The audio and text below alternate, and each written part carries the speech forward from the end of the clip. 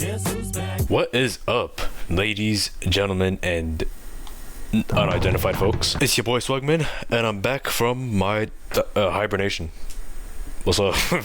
Anyways, I'll be back to making videos, you feel me? You've probably seen a ton of videos regarding school drills and how they're stupid and don't work at all. But here I am to say that these drills are indeed not very useful. Or are they?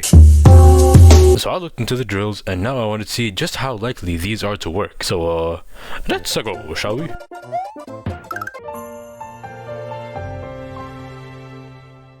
Alright, so first up, we got the fire drill. We all know how these go. A fire alarm goes off, either because someone pulled the fire alarm thing because their friend said, no balls, or because some teacher microwaved their food for too long and someone was alarmed by the smell of burnt food, or because they're trying to get people to use to the alarm so they know what to do when a fire actually happens. Or maybe a fire actually is happening. And everyone lines up like this in the military, and they walk out the building. It's also advised that you don't take anything with you, like not even your backpack or like your laptop or any of your books or whatever.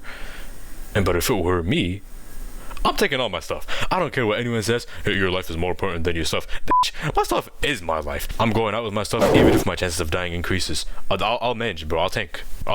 Also, not all schools do this, but some schools have their students lining up in alphabetical order. So if your name was like Abdullah, for example, you would be leading the class out the fire. As in, like, you'd be going first. But if your name was like Zeke, for example, I hope you enjoy getting seared. I hope you enjoy getting seared. I tried to make it sound like a clever wordplay. Like, I thought seared sounded like close enough to Zeke. If people were to line up and walk out like the school's intended, how likely is this to actually work? What are the odds of some student getting seared? Seared. Okay, I need to stop saying that word. Alright. The student's getting seared regardless of their position in line. What if someone gets seared, but if they were in front of the class? Imagine if a student named, I don't know, Bethany got hit with a shing. Bro, I'm not even trying to be funny anymore. Everyone behind her would panic like crazy because somebody that they used to know just got center flame by sacred fire. What did they do then?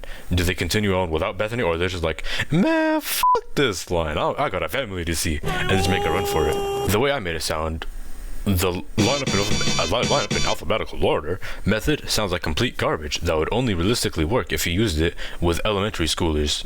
Maybe. If you tried it with like middle schoolers or high schoolers, they would immediately run for the exit as soon as they see an actual fire is going on. So yeah, without a doubt, this one is very unlikely. As in like a 5% chance of actually succeeding with everyone unharmed. Next up on our list, we got the earthquake drill. Earthquakes are much less common than fires since people don't cause these things to happen. Or I guess these things aren't as easy to happen. Not even just like if someone were to cause them, just like in general. That being less common though, does not mean that we should leave this natural disaster unchecked. So the school system have developed this genius strategy of holding onto a desk for a chair, holding onto a desk or a chair for cover. Yeah. Like the earthquake isn't just gonna swallow you up anyways. Bro, if an earthquake happens, ain't shit you can do about it besides not be on the ground. You know what they should do? Bro, just give people air balloons whenever an earthquake happens because, as we all know, air balloons make you immune to ground type moves, and they take like 13 seconds to fill up. If they can lift Groudon, they can lift you, even with your backpack. They can lift an average person up in the air, so you won't be affected by the earthquake. So anyways, this strategy sucks and is ineffective. This is the holding onto the chair strategy, not the air balloon. That one is good. So it will catch this 0% for me, unless I'm wrong. If someone is willing to prove to me how wrong I am about this, or anything, feel free to. I'll be reading your comments. I don't get that many comments. Up next is the lockdown drill. When someone comes into the school aiming to start a kill streak or their girl rejected them or something, I don't know. School suggests that we turn off the lights in our classrooms and hide so the shooters can't see us through the door window. If a theoretical shooter wanted to wipe out everyone in the school, I don't think they would just be like, the lights are off. I guess that means that no one's there. Then he waddled away, waddle, waddle. They'd probably barge in and see if there really is no one there, and once that happens, unless some brave soldier comes out and stops the shooter, bodies are dropping left and right. They better make this classroom look like Akiba made war. If school shooters or other people to be aware of in lockdown drills don't have an IQ comparable to that of the villains from Home Alone, then the strategy of hiding in a dark classroom wouldn't work, since they would just enter the classroom and see if there's anyone there anyways. Then you get the idea. Another possibility the strategy doesn't take into account is that the school shooter could be amongst the class during the lockdown drill. However, this strategy has a much higher chance of working than the last two, since the shooter walking past your classroom is much more realistic than people walking calmly into line in alphabetical order during a literal fire. Overall, I'd say it gets like a 20% chance of working. I love that!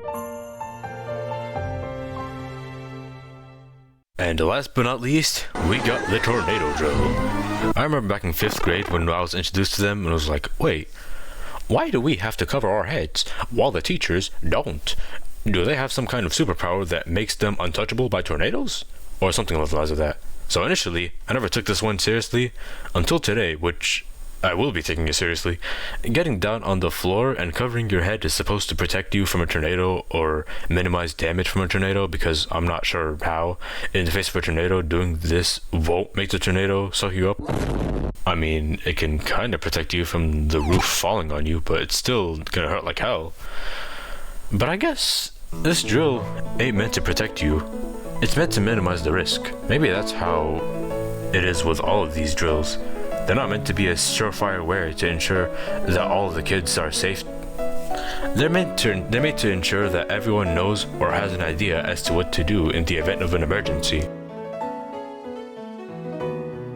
That being said, if there's a fire drill, I'll sprint for the exit with my stuff. If the hallway is too filled with people and trying to cram their way out, I'm gonna make a break for the window, as long as there isn't fire directly in front of me. If there were an earthquake drill, I'd blow a balloon up that I conveniently had and float until the earthquake is done. If there was a lockdown drill, I'd wait right in front of the door, so if the shooter walks in, I'd hit him with a "sure you can" and knock that nigga out cold. If there's a tornado drill, I would exit the building, I think. I don't know the best way to deal with tornadoes. Anyways, yeah, I ain't got much else to say. Thinking about go to bed, it's kind of late. And that's basically it. See ya. Good night, girl. I'll see you tomorrow.